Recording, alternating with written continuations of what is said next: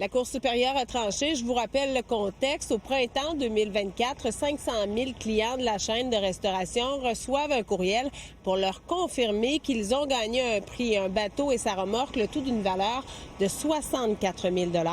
Quelques heures plus tard, un deuxième courriel fait son entrée pour leur annoncer que c'est une erreur technique, donc ils ne sont pas gagnants. Dans son jugement de 31 pages, l'honorable Donald Bisson mentionne que le fait de ne pas avoir donné le prix ni aucune compensation peut détruire la confiance du public.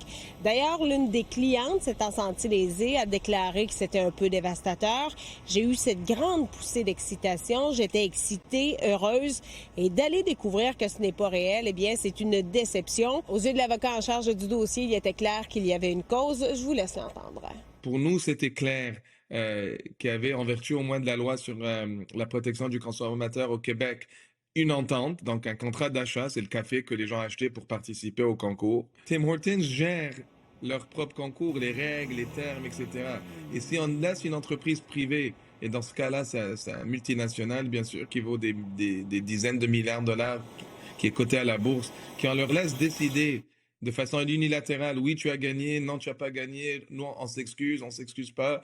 Et ça affecte la crédibilité des concours. Ce n'est pas la première fois que la situation survient. En 2023, une autre erreur technique avait fait rêver certains consommateurs croyant faussement avoir gagné 10 000 $. Finalement, ils avaient obtenu une carte cadeau de 50 $ en compensation, ce qui n'a pas été le cas dans le dossier dont il est question aujourd'hui. À nouveau, l'avocat en charge du dossier sur ce qui est demandé dans le cadre de l'action collective.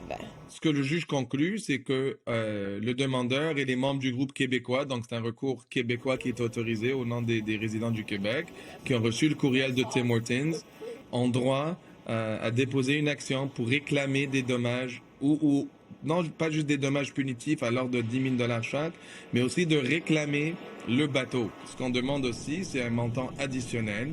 Ça s'appelle des dommages compensatoires ou moraux, si vous voulez.